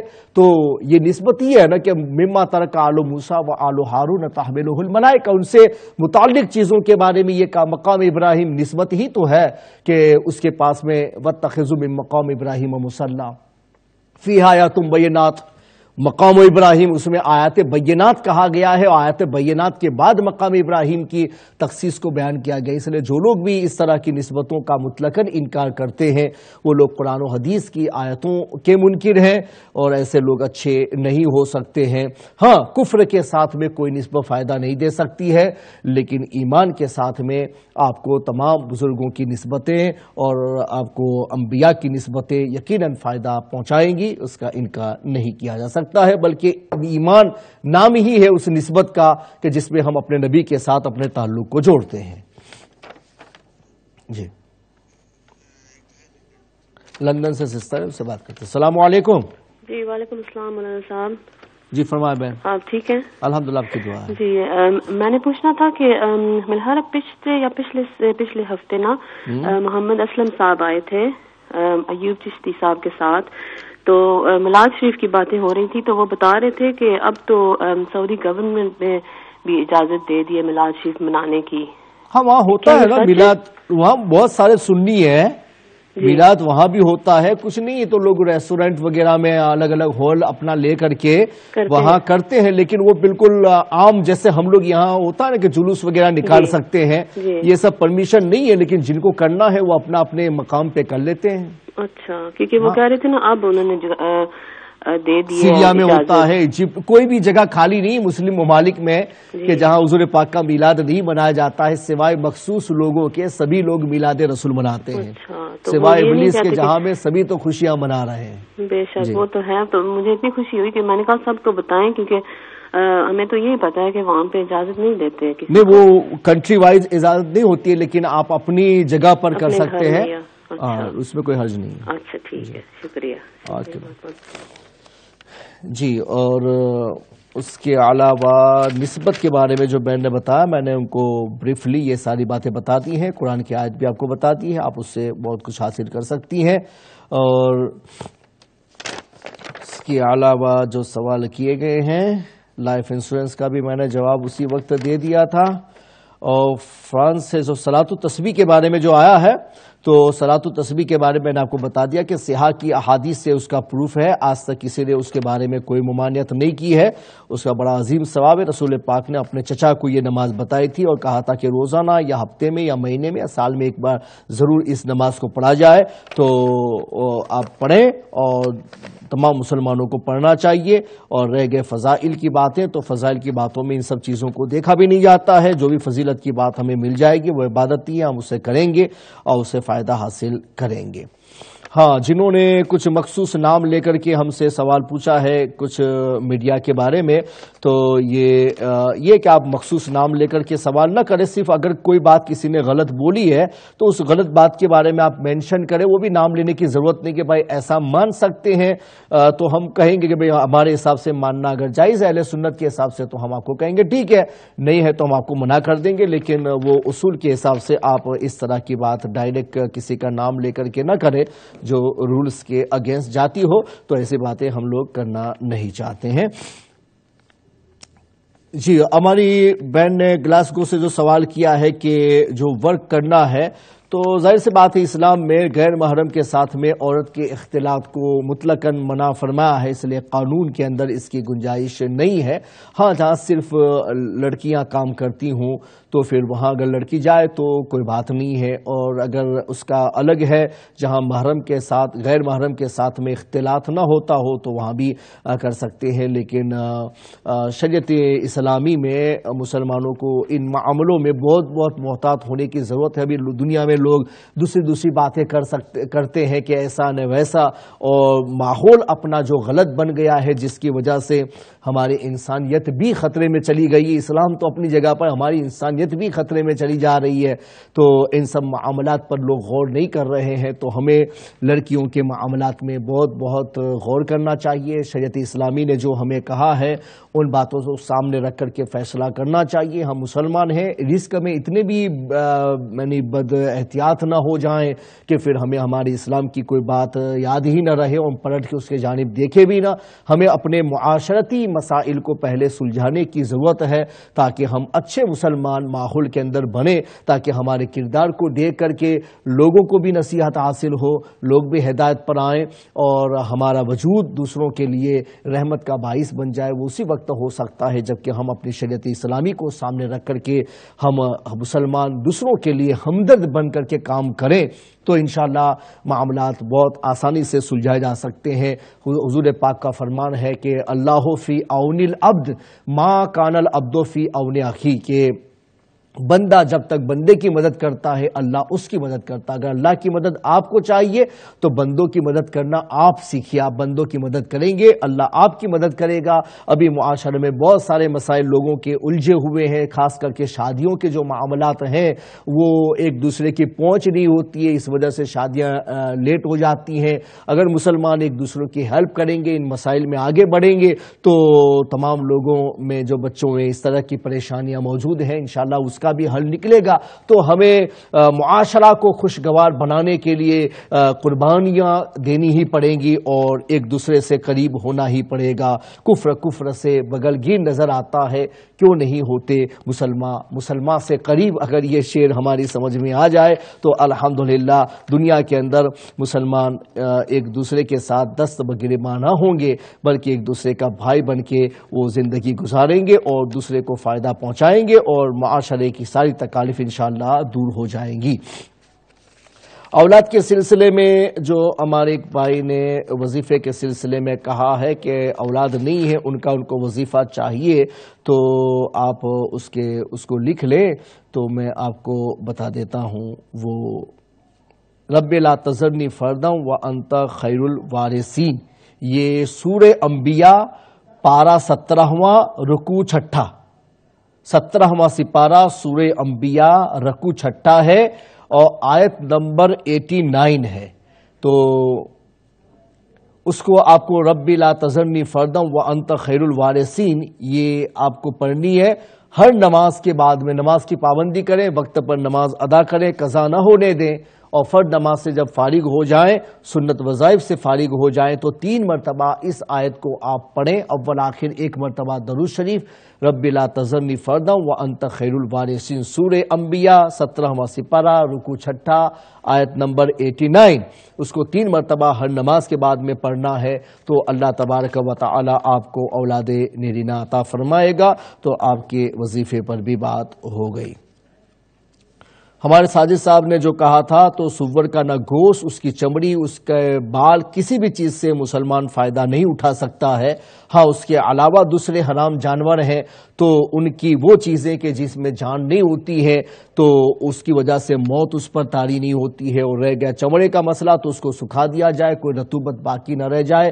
جیسا کہ آج کل لیدر جو پکائے ہوئے ملتے ہیں اس سے ساری چیزیں بنتی ہیں تو وہ ہر جانور کا استعمال میں لایا جا سکتا ہے, سوائے پیک کے اس کی کوئی بھی چیز مسلمان استعمال میں نہیں لا سکتا ہے, سکھانے کے بعد بھی نہیں.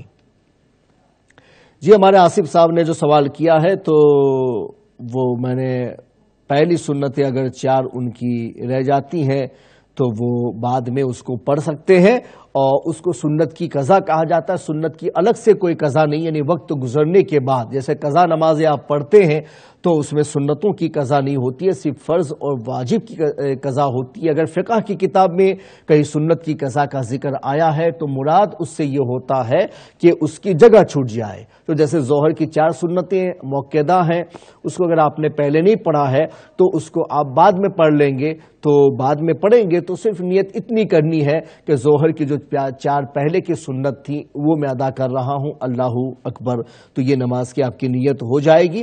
اور ہمارے علماء نے فرمایا کہ وقت اگر ہے تو سنت کی قضا کر لینی چاہیے, چاہے اس کی جگہ چھوٹ گئی ہے لیکن بعد میں بھی ہو سکتی. ہاں جن سنتوں میں موقعات نہیں ہے تو ان کے لیے پھر ایسا حکم نہیں ہے, یا جن فرائض کے بعد میں سنت نہیں ہے تو اس کو فوراً پڑھنے کا حکم نہیں ہے. جیسے فجر کی نماز ہے کہ اس کی 2 سنتیں کافی اہمیت کی حامل ہیں, رسول اکرم علیہ الصلوۃ والتسلیم ہمیشہ اس کو پڑھتے تھے اور دنیا اور ما فیہا سے اس سنت کو بہتر بتایا ہے آپ نے. لیکن اگر اس کو آپ پہلے نہیں پڑھ سکے ہیں اور آپ ایسے وقت میں مسجد میں پہنچے, اگر آپ سنت پڑھیں گے تو پھر جماعت چلی جائے گی تو آپ نے فرض ادا کر لیے, تو اب وہ سنت نہیں پڑھی جا سکتی. اگر کسی کو پڑھنا ہے تو وہ وقت میں نہیں پڑھ سکتا ہے. اگر وہ پڑھنا چاہتا ہے تو جب سورج نکل جائے, 20 منٹ کا ٹائم پاس ہو جائے, اس کے بعد میں اگر اس سنت کی قضا کرنا چاہتا ہے تو کر سکتا ہے. یہ صرف فجر کی سنت کے لیے مخصوص ہے کہ وقت کے بعد بھی اس کی قضا ہوتی ہے, لیکن وہ وقت ظہر سے پہلے تک میں ہے, اس میں آپ کو کرنی ہے. اگر بعد میں قضا ہے تو پھر صرف فرض کی قضا کریں گے, اس میں پھر سنت کی قضا نہیں ہوتی ہے. فرائض کی قضا ہے, واجبات کی قضا ہے, سنت کی نہیں ہے. مگر سنت کی قضا کا مطلب یہ ہوا کہ پہلے نہیں پڑھ سکے تو اگر موقعات ہیں تو اس کو فرض کے بعد میں بھی پڑھا جا سکتا ہے. یہ مسئلہ آپ کے سنت کے سلسلے میں تھا. ہمارے تمام فقہا نے اس سلسلے میں یہی فیصلہ فرمایا ہے. مانچسٹر سے ہمارے اقبال صاحب نے جو کہا ہے وہ میں نے ان کے بارے میں بتا دیا ہے کہ صرف سیاح اگر آپ اپنی طرف سے مخصوص کرتے ہیں تو یہ ظلم کی بات ہے کہ جب پہلے سے لے کے آج تک کے تمام علماء, فقہا, صلحاء, مجددین اور ائمہ مجتہدین سب نے استدلال سیاح کے علاوہ دوسری احادیث کی کتابوں سے بھی کیا ہے, تو آپ کا اسے مخصوص کرنا یہ سراسر ان تمام کی خلاف ورزی ہے اور یہ اپنی طرف سے دین کا قانون بنانا ہوا. جب اتنے بڑے بڑے دین کے فقہا اور علماء انہوں نے دوسری کتابوں سے بھی استدلال کیا اور ان سب کو قابل استدلال سمجھا, تو آپ کا یہ کہنا کہ ہم دوسری کتابوں کو قابل استدلال نہیں سمجھتے ہیں, ان تمام بزرگوں سے رخ موڑنا ہے اور ان سب کا انکار کرنا ہے جو ایک مسلمان ایسی جرأت نہیں کر سکتا ہے. انشاءاللہ آئندہ پروگرام میں ہم آپ کی ان باتوں کے اوپر بات کریں گے. لیکن میں نے آپ سے کہا کہ کوئی آدمی اٹھ کے یہ کہے کہ بس قرآن یہی سب سے پختہ دلیل ہے مسلمانوں کی, میں تو قرآن کے علاوہ اور کسی بھی چیز کو نہیں مانوں گا, تو پھر یہ مخصوص کرتے کرتے آپ دین اپنے پاکٹ سے نہیں نکال سکتے ہیں. قانون وضع ہو چکے ہیں, ان قوانین کے ساتھ میں چلنا پڑے گا. سیاح کے علاوہ جن کتابوں کی احادیث کو جو ہمارے علماء جرح و تعدیل نے جن کی صحت کے بارے میں کلام کیا ہے اس کا انکار نہیں کیا جا سکتا، اور فضائل کے باب میں ان تمام چیزوں کا انکار نہیں ہو سکتا ہے کہ جس کے بارے میں علماء نے فرما دیا ہے کہ باب فضائل میں ضعیف سے ضعیف حدیث کو بھی پروف بنایا جا سکتا ہے۔ تو یہ انکار ایسا ہی ہے کہ ہم دین کو بنا نہیں رہے ہیں بلکہ اپنی ضد کے ساتھ دین میں نقصان پہنچانا چاہتے ہیں، تو یہ جرأتیں نہیں ہونی چاہیے۔ ہمارے صابر صاحب نے جو مشورہ دیا ہے بالکل بجا مشورہ ہے کہ لوگ اپنی جب بات آتی ہے تو ہزاروں قسم کی کتابیں لکھتے ہیں اور پھر یہ کہتے ہیں کہ ہم نے دین کے نام پر یہ نشر و اشاعت ہماری ہے، اور سینکڑوں کتابیں لوگوں نے لکھی، لوگوں کے درمیان پھیلائی، اور لوگ انہی کی کتابیں پڑھتے ہیں، انہی کی کتابوں سے آگے جاتے ہیں۔ کوئی قرآن اور صحاح ستہ لے کر کے نہیں جاتا ہے بلکہ دوسروں ہی کی کتابیں اصلاح احوال کے نام پہ پڑھی جاتی ہیں۔ تو کیا دین اس وقت مکمل نظر نہیں آتا ہے؟ دین مکمل ہو گیا تو کوئی بھی کتاب نہیں ہونی چاہیے سوائے ان کتابوں کے، نہ تشریح میں لکھو نہ کچھ بھی لکھو، بس کوئی آئے تو اس کو بتا دو، یہ بتا دینا آپ کا ذمہ ہوگا، لیکن الگ سے کوئی لکھائی نہیں ہونی چاہیے۔ مگر الگ سے ہزاروں کتابیں لکھی گئی تو یہ کیوں لکھا گیا؟ اس لیے کہ یا تو آپ دین کی تکمیل نہیں مانتے یا دین کو مکمل مانتے ہیں تو پھر آپ اس کا اضافہ کرتے ہیں، اور پھر آپ جواب دیں گے نہیں، نہ اضافہ ہے نہ دین کو ہم ناقص مانتے، مکمل ہی مانتے ہیں، مگر بطور تشریح کے، بطور سمجھانے کے ہم ان باتوں کو کر رہے ہیں۔ تو ہمارے پاس بھی جو کتابیں ہیں ہماری وہ بطور تشریح کے ہیں، اس میں نہ تکمیل دین کا انکار ہے اور نہ ان احادیث سے خلاف ورزی ہے، بلکہ سبھی لوگ تو عربی لکھائیوں سے استفادہ نہیں کر سکتے، تو ان کی آسانی کے لیے علماء نے ان کتابوں کو لکھا ہے۔ تو آپ کی کتابیں اچھی اور دوسرے کی خراب، یہ بھی تو نہیں کہا جا سکتا۔ جو بھی اچھا ہے اسے اچھا کہا جائے گا، ہاں جو خراب ہے اس کی خرابی واضح ہو جائے تو پھر ہم اس کو خراب کہہ سکتے ہیں، تو وہ الگ بات ہے۔ تو جتنے بھی سوال ہم تک پہنچے الحمدللہ ان ساری باتوں پر ہم نے بات کر لی ہے، اور جو وظیفے پوچھے گئے الحمدللہ وہ بھی ہم نے آپ کو بتا دیا ہے۔ آج کا پروگرام اسی پر اس دعا کے ساتھ اختتام پذیر ہے۔ اللہ تعالیٰ مجھے اور آپ سب کو دین کی باتیں سیکھنے، اس پر عمل کرنے کی توفیق عطا فرمائے، اور مسلمانوں کو اللہ تبارک و تعالی ایسی ہدایت اور ایسی رہنمائی عطا فرمائے کہ تمام مسلمان قرآن و حدیث کے صحیح راستے پر آ جائیں، اور مسلمانوں کے درمیان کسی بھی طرح کی کوئی نا اتفاقی نہ ہو۔ ایسا اگر اتفاق ہو جائے تو وہ قرآن مجید فرقان حمید پر عمل ہوگا۔ وَاعْتَصِمُوا بِحَبْلِ اللَّهِ جَمِيعًا وَلَا تَفَرَّقُوا، مگر اس کے لیے سب کو قربانیاں دینی پڑے گی، سچے دین کے ساتھ سب کو وابستہ کرنا پڑے گا۔ ہم یہی چاہتے ہیں کہ سچے دین کے ساتھ سبھی لوگ وابستہ ہو جائے۔ اللہ تعالی ہمیں اور آپ سب کو دین کی باتیں پر عمل کرنے کی توفیق عطا فرمائے، اور ماں چینل کو دین دوری رات چوگنی ترقی عطا فرمائے۔ السلام علیکم ورحمۃ اللہ وبرکاتہ۔ اللہ حافظ۔